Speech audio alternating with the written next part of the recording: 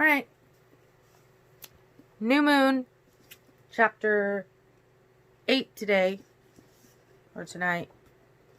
It's called Adrenaline.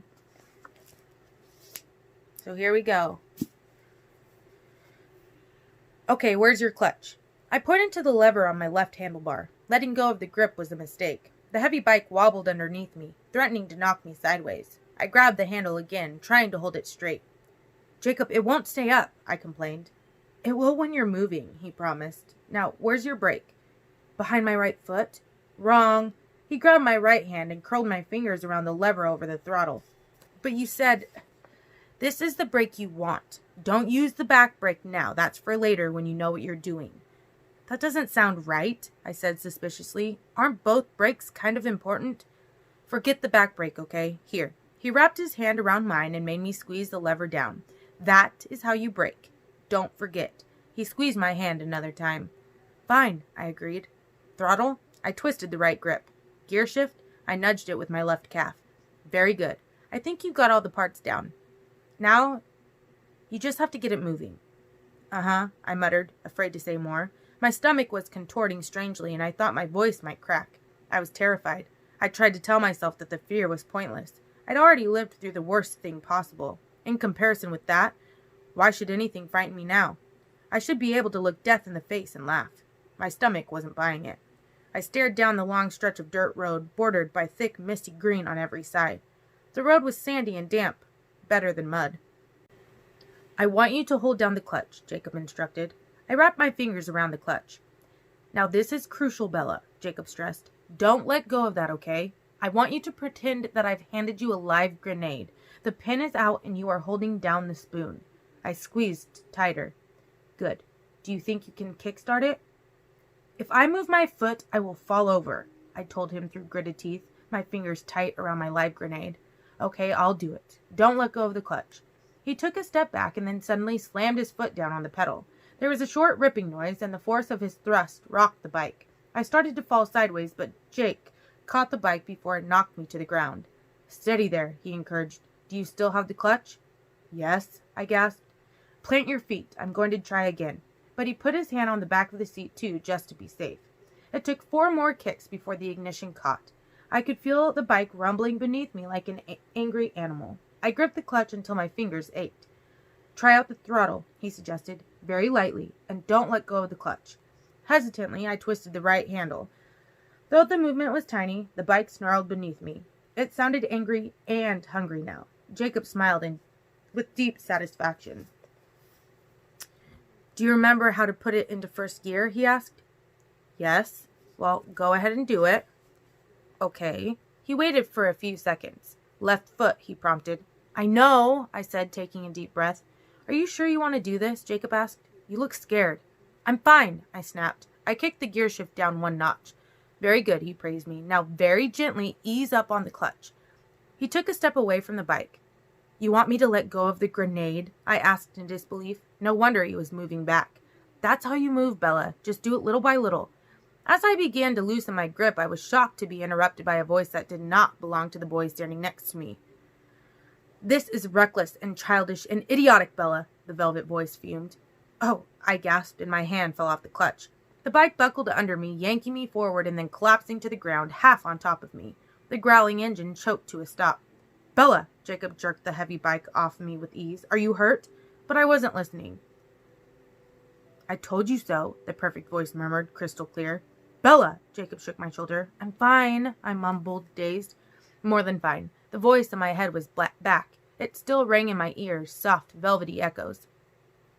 My mind ran swiftly through the possibilities. There was no familiarity here, on a road I'd never seen, doing something I'd never done before. No déjà vu. So the hallucinations must be triggered by something else.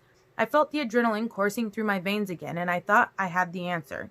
Some combination of adrenaline and danger, or maybe just stupidity. Jacob was pulling me to my feet. Did you hit your head? He asked. I don't think so. I shook it back and forth, checking.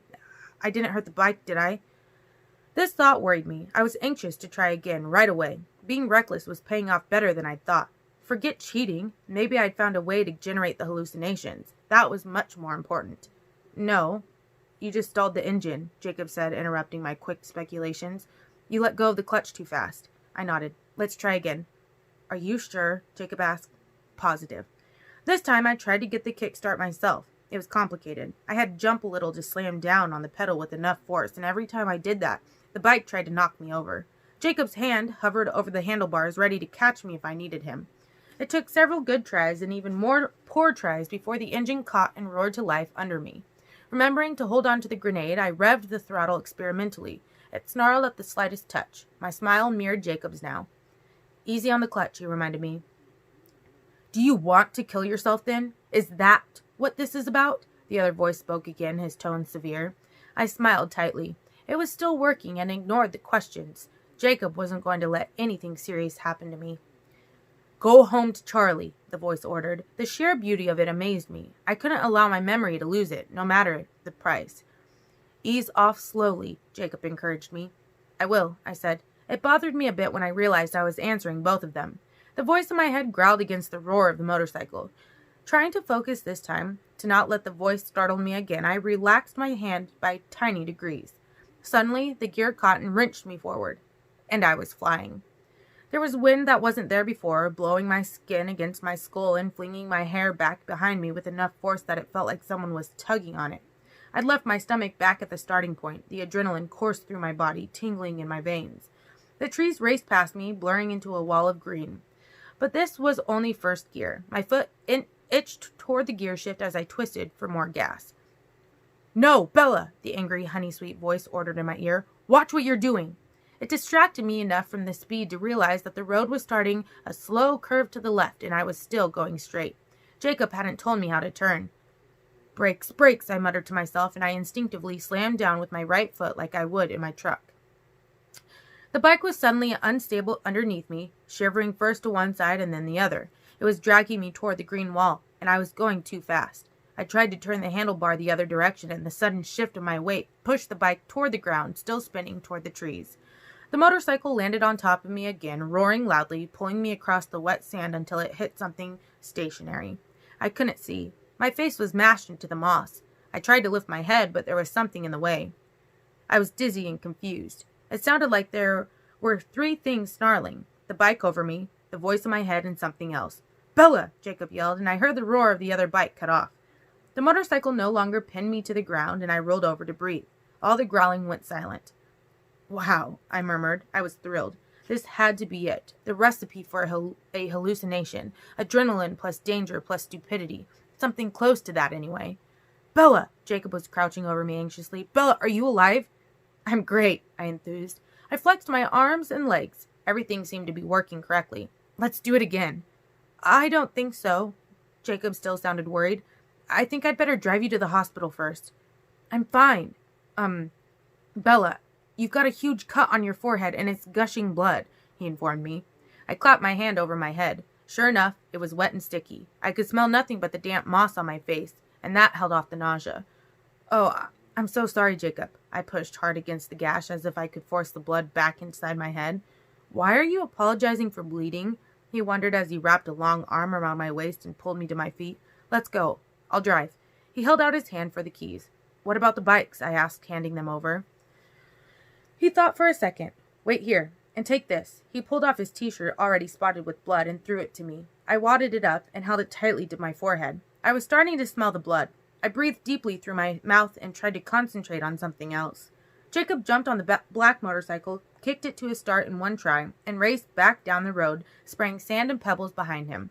He looked athletic and professional as he leaned over the handlebars, head low, face forward, his shiny hair whipping against the russet skin of his back. My eyes narrowed enviously. I was sure I hadn't looked like that on my motorcycle. I was surprised at how far I'd gone. I could barely see Jacob in the distance when he finally got to the truck. He threw the bike into the bed and sprinted to the driver's side. I really didn't feel bad at all as he coaxed my truck to a deafening roar in his hurry to get back to me. My head stung a little and my stomach was uneasy, but the cut wasn't serious. Head wounds just bled more than most. His urgency wasn't necessary. Jacob left the truck running as he raced back to me, wrapping his arm around my waist again. Okay, let's get you in the truck. I'm honestly fine, I assured him as he helped me in. Don't get worked up. It's just a little blood. Just a lot of blood, I heard him mutter as he went back for my bike. Now, Let's think about this for a second, I began when he got back in. If you take me to the ER like this, Charlie is sure to hear about it. I glanced down at the sand and dirt caked into my jeans. Bella, I think you need stitches. I'm not going to let you bleed to death. I won't, I promised. Let's just take the bikes back first, and then we'll make a stop at my house so I can dispose of the evidence before we go to the hospital. What about Charlie? He said he had to work today. Are you sure? Trust me. I'm an easy bleeder. It's not nearly as dire as it looks. Jacob wasn't happy. His full mouth turned down in an uncharacteristic frown, but he didn't want to get me in trouble. I stared out the window, holding his ruined shirt to my head while he drove me to Forks. The motorcycle was better than I'd dreamed. It had served its original purpose. I'd cheated, broken my promise. I'd been needlessly reckless. I felt a little less pathetic now that the promises had been broken on both sides. And then to discover the key to the hallucinations. At least, I hoped I had. I was going to test the theory as soon as possible. Maybe they'd get through with me quickly in the ER, and I could try again tonight. Racing down the road like that had been amazing. The feel of the wind in my face, the speed, and the freedom. It reminded me of a past life, flying through the thick forest without a road, piggyback while he ran. I stopped thinking right there, letting the memory break off in the sudden agony. I flinched. You still okay? Jacob checked. Yeah, I tried to sound as convincing as before. By the way, he added, I'm going to disconnect your foot brake tonight. At home, I went to look at myself in the mirror first thing. It was pretty gruesome. Blood was drying in thick streaks across my cheek and neck, matting in my muddy hair. I examined myself clinically, pretending the blood was paint so it wouldn't upset my stomach. I breathed through my mouth and it was fine. I washed up as well as I could. Then I hid my dirty, bloody clothes in the bottom of my laundry basket, putting on new jeans and a button-up shirt that I didn't have to pull over my head as carefully as I could. I managed to do this one-handed and keep both garments blood-free. Hurry up, Jacob called. Okay, I shouted back after making sure I left nothing incriminating behind me. I headed downstairs. How do I look? I asked him. Better, he admitted. But do I look like I tripped in your garage and hit my head on a hammer? Sure, I guess so. Let's go then. Jacob hurried me out the door and insisted on driving again. We were halfway to the hospital when I realized he was still shirtless. I frowned guiltily. We should have grabbed you a jacket. That would have given us away, he teased. Besides, it's not cold. Are you kidding? I shivered and reached out to turn the heat on. I watched Jacob to see if he was just playing tough so I wouldn't worry, but he looked comfortable enough. He had one arm over the back of my seat, though I was huddled up to keep warm. Jacob really did look older than 16. Not quite 40, but maybe older than me. Quill didn't have too much on him in the muscle department. For all that, Jacob claimed to be a skeleton. The muscles were the long, wiry kind, but they were definitely there under the smooth skin. His skin was such a pretty color it made me jealous. Jacob noticed my scrutiny. What? He asked, suddenly self-conscious. Nothing. I just hadn't realized before. Did you know you're sort of beautiful? Once the word slipped out, I worried that he might take my impulsive observation the wrong way. But Jacob just rolled his eyes. You hit your head pretty hard, didn't you? I'm serious. Well then, thanks. Sort of. I grinned. You're sort of welcome. I had to have 7 stitches to close the cut on my forehead. After the sting of the local anesthetic, there was no pain in the procedure. Jacob held my hand while Dr. Snow was sewing, and I tried not to think about why that was ironic. We were at the hospital forever. By the time I was done, I had to drop Jacob off at his home and hurry back to cook dinner for Charlie. Charlie seemed to buy my story about falling in Jacob's garage. After all, it wasn't like I hadn't been able to land myself in the ER before with no more help than my own feet. This night was not as bad as that first night, after I had heard the perfect voice in Port Angeles. The hole came back, the way it always did when I was away from Jacob, but it didn't throb so badly around the edges. I was already planning ahead, looking forward to more delusions, and that was a distraction. Also, I knew I would feel better tomorrow when I was with Jacob again. That made the empty hole and the familiar pain easier to bear. Relief was in sight. The nightmare, too, had lost a little of its potency. I was horrified by the nothingness, as always, but I was also strangely impatient as I waited for the moment that would send me screaming into consciousness. I knew the nightmare had to end. The next Wednesday, before I could get home from the ER, Dr. Garandy called to warn my father that I might possibly have a concussion and advised him to wake me up every 2 hours through the night to make sure it wasn't serious. Charlie's eyes narrowed suspiciously at my weak explanation about tripping again. Maybe you should just stay out of the garage altogether, Bella, he suggested that night during dinner. I panicked, worried that Charlie was about to lay down some kind of edict that would prohibit La Push and consequently my motorcycle. And I wasn't giving it up. I'd had the most amazing hallucination today. My velvet-voiced delusion had yelled at me for almost 5 minutes before I'd hit the brake too abruptly and launched myself into the tree. I'd take whatever pain that would cause me tonight without complaint. This didn't happen in the garage, I protested quickly. We were hiking, and I tripped over a rock.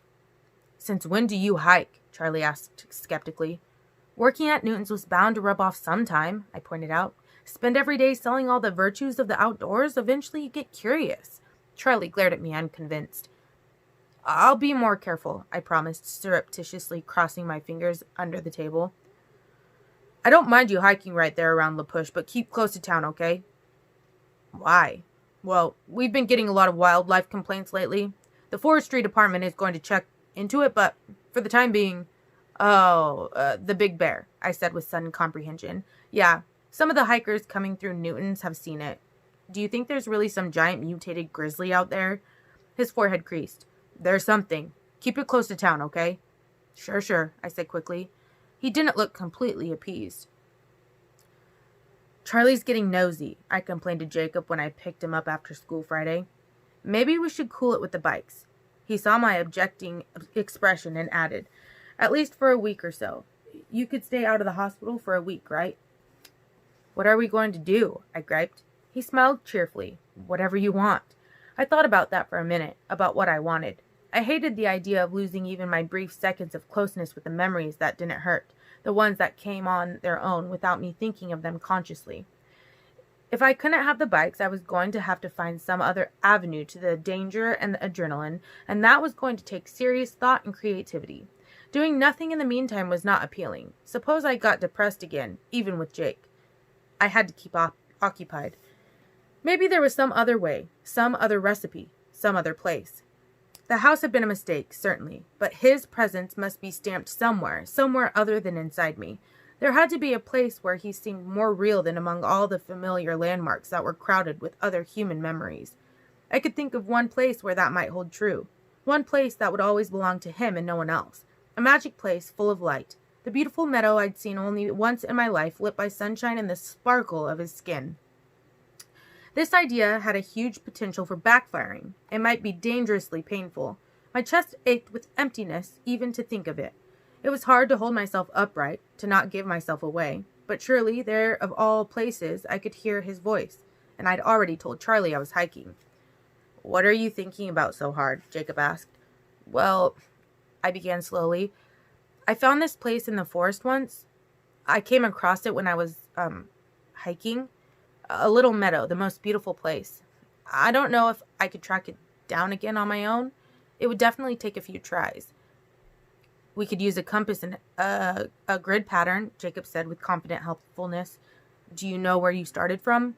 Yes, just below the trailhead where the 110 ends. I was going mostly south, I think. Cool. We'll find it. As always, Jacob was game for anything I wanted, no matter how strange it was. So, Saturday afternoon, I tied on my new hiking boots, purchased that morning using my 20% off employee discount for the first time, grabbed my new topographical map of the Olympic Peninsula, and drove to La Push. We didn't get started immediately. First, Jacob sprawled across the living room floor, taking up the whole room, and for a full 20 minutes drew a complicated web across the key section of the map while I perched on a kitchen chair and talked to Billy. Billy didn't seem at all concerned about our proposed hiking trip. I was surprised that Jacob had told him where we were going, given the fuss people were making about the bear sightings. I wanted to ask Billy not to say anything about this to Charlie, but I was afraid that making the request would cause the opposite result. Maybe we'll see the super bear, Jacob joked, eyes on his design. I glanced at Billy swiftly, fearing a Charlie-style reaction, but Billy just laughed at his son. Maybe you should take a jar of honey just in case. Jake chuckled. Hope your new boots are fast, Bella. One little jar isn't going to keep a hungry bear occupied for long. I only have to be faster than you. Good luck with that, Jacob said, rolling his eyes as he refolded the map. Let's go. Have fun, Billy rumbled, wheeling himself toward the refrigerator. Charlie was not a hard person to live with, but it looked to me like Jacob had it even easier than I did. I drove to the very end of the dirt road, stopping near the sign that marked the beginning of the trailhead. It had been a long time since I'd been here, and my stomach reacted nervously. This might be a very bad thing, but it would be worth it if I got to hear him. I got out and looked at the dense wall of green. I went this way, I murmured, pointing straight ahead. Jake muttered. What? He looked at the direction I'd pointed, then at the clearly marked trail and back. I would have figured you for a trail kind of girl. Not me, I smiled bleakly. I'm a rebel. He laughed and then pulled out our map. Give me a second. He held the compass in a skilled way, twisting the map around till it angled the way he wanted. Okay, first line on the grid, let's do it. I could tell that I was slowing Jacob up, but he didn't complain. I tried not to dwell on my last trip through this part of the forest with a very different companion. Normal memories were still dangerous. If I let myself slip up, I'd end up with my arms clutching my chest to hold it together, gasping for air, and how would I explain that to Jacob? It wasn't as hard as I would have thought to keep focused on the present. The forest looked a lot like any other part of the peninsula, and Jacob set a vastly different mood. He whistled cheerfully an unfamiliar tune, swinging his arms and moving easily through the rough undergrowth. The shadows didn't seem as dark as usual, not with my personal son along. Jacob checked the compass every few minutes, keeping us in a straight line with one of the radiating spokes of his grid. He really looked like he knew what he was doing. I was going to compliment him, but I caught myself. No doubt he'd add another few years to his inflated age. My mind wandered as I walked, and I grew curious. I hadn't forgotten the conversation we'd had by the sea cliffs. I'd been waiting for him to bring it up again, but it didn't look like that was going to happen. Hey, Jake? I asked hesitantly. Yeah? How are things? With Embry? Is he back to normal yet? Jacob was silent for a minute, still moving forward with long paces. When he was about 10 feet ahead, he stopped to wait for me. No, he's not back to normal, Jacob said when I reached him, his mouth pulling down at the corners. He didn't start walking again. I immediately regretted bringing it up. Still with Sam? Yep. He put his arm around my shoulder, and he looked so troubled that I didn't playfully shake it off as I might have otherwise. Are they still looking at you funny? I half whispered. Jacob stared through the trees. Sometimes. And Billy? As helpful as ever, he said in a sour, angry voice that disturbed me. Our couch is always open, I offered. He laughed, breaking out of the unnatural gloom. But think of the position that would put Charlie in, when Billy calls the police to report my kidnapping. I laughed too, glad to have Jacob back to normal. We stopped when Jacob said we'd gone 6 miles, cut west for a short time, and headed back along another line of his grid. Everything looked exactly the same as the way in, and I had a feeling that my silly quest was pretty much doomed. I admitted as much when it started to get darker, the sunless day fading toward a starless night, but Jacob was more confident. As long as you're sure we're starting from the right place, he glanced down at me. Yes, I'm sure. Then we'll find it, he promised, grabbing my hand and pulling me through a mass of ferns. On the other side was the truck. He gestured toward it proudly. Trust me. You're good, I admitted. Next time we bring flashlights, though. We'll save hiking for Sundays from now on. I didn't know you were that slow. I yanked my hand back and stomped around to the driver's side while he chuckled at my reaction. So you up for another try tomorrow? He asked, sliding into the passenger seat. Sure, unless you want to go without me so I don't tie you down to my gimpy pace. I'll survive, he assured me. If we're hiking again, though, you might want to pick up some moleskin. I bet you can feel those new boots right now. A little, I confessed. I felt like I had more blisters than I had space to fit them. I hope we see the bear tomorrow. I'm sort of disappointed about that. Yes, me too, I agreed sarcastically. Maybe we'll get lucky tomorrow and something will eat us. Bears don't want to eat people. We don't taste that good, he grinned at me in the dark cab. Of course, you might be an exception. I bet you'd taste good. Thanks so much, I said, looking away. He wasn't the first person to tell me that.